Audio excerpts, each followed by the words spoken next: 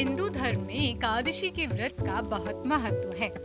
चैत्र मास की कृष्ण पक्ष की एकादशी को पापमोचनी एकादशी के नाम से जाना जाता है। इस बार पापमोचनी एकादशी 28 मार्च की है। इस दिन विधि विधान से भगवान विष्णु की पूजा अर्चना की जाती है। जैसा कि नाम से ही स्पष्ट है कि ये पाप से मुक्त करने वाली एकादशी होती है।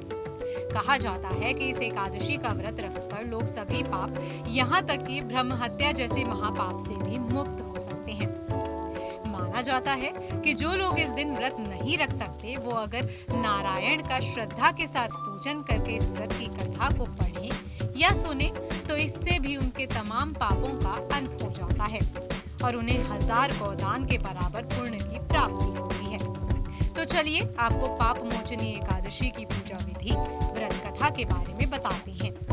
लेकिन उससे पहले अगर आपने हमारा चैनल NN श्रद्धा अभी तक सब्सक्राइब नहीं किया है तो अभी भी कर लें। इसके साथ ही बेल आइकन प्रेस करना ना भूलें ताकि जब भी कोई नया वीडियो आए तो आपको तुरंत नोटिफिकेशन मिले। कथा के अनुसार एक बार च्यवन ऋषि के पुत्र मेधावी वन में तपस्या कर रहे थे। उनकी तपस्या से इंद्र का सिंहासन हिल गया था। इससे घबराहट में आकर इंद्र ने मंजुघोषा नाम की अप्सरा को ऋषि की तपस्या भंग करने के लिए भेजा।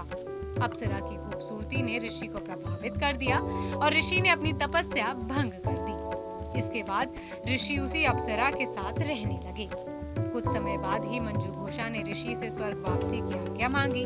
तब ऋषि को एहसास हुआ कि उनकी तपस्या भंग हो चुकी है, जिसके चलते वो क्रोधित हो गए और उन्होंने अप्सरा को श्राप देते हुए कहा कि तूने अपनी सुंदरता से मोहित करके मेरी तपस्या को भंग किया है, इसलिए अब तू भी पिशाचिनी बन जाएगी। श्राप से दुखी अप्सरा ने ऋषि को बताया कि ये सब इंद्र के कहने पर किया है, इसमें उसका कोई दोष नहीं है। वो बार बार ऋषि से श्राप मुक्ति की विनती करने लगी। तब ऋषि मेधावी ने उस अप्सरा को पापमोचनी एकादशी के व्रत के बारे में बताया। इसके बाद मंजुघोषा ने व्रत पूरी श्रद्धा के साथ किया और श्राप से मुक्त हो गई। कहा जाता है कि पापमोचनी एकादशी का व्रत रखने से न सिर्फ लोग अपने पापों से मुक्त होते हैं, बल्कि मृत्यु के बाद भगवत धाम के लिए प्रस्थान भी करते हैं। इस दिन की पूजा विधि के बारे में बात करें तो इस दिन सुबह जल्दी उठकर स्नान कर पूजा स्थल पर जाकर व्रत का संकल्प ले। इसके बाद एक वेदी बनाकर उस पर पूजन करने से पहले 7 प्रकार के अनाज रखें। उसमें उड़द दाल, मूंग, गेहूं, चना, जौ, चावल और बाजरा वगैरह रख दें। वहीं वेदी के ऊपर कलश की स्थापना करें और इसे आम या अशोक के 5 पत्तों से सजाएं। इसके बाद इस वेदी पर भगवान विष्णु की मूर्ति की स्थापना करें। फिर पीले फूल, मौसमी फल और तुलसी भगवान को अर्पित करें। उसके बाद पापमोचनी एकादशी की कथा सुनें। इस दिन धूप और दीप से विष्णु जी की आरती करें। उसके बाद भगवान विष्णु को पीली चीजों का भोग लगाएं। बता दें कि वैसे भगवान श्री हरि को सिर्फ सात्विक चीजों का ही भोग लगाया जाता है। भोग में तुलसी पत्र अवश्य शामिल करें। तुलसी श्री हरि को बेहद प्रिय है।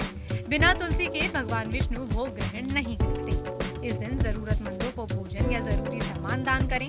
व्रत के दौरान ब्रह्मचर्य व्रत का पालन करें। स्नान के बाद किसी ब्राह्मण को भोजन जरूर कराएं और फिर शुभ मुहूर्त में व्रत खोलें। बता दें कि एकादशी के व्रत में फलों का सेवन ही किया जाता है। फिलहाल के लिए इतना ही। आपको हमारा ये वीडियो कैसा लगा और आप कौन से टॉपिक पर वीडियो देखना चाहते हैं, हमें कमेंट करके जरूर बताएं। इसके साथ ही हमारे चैनल को सब्सक्राइब करना ना भूलें।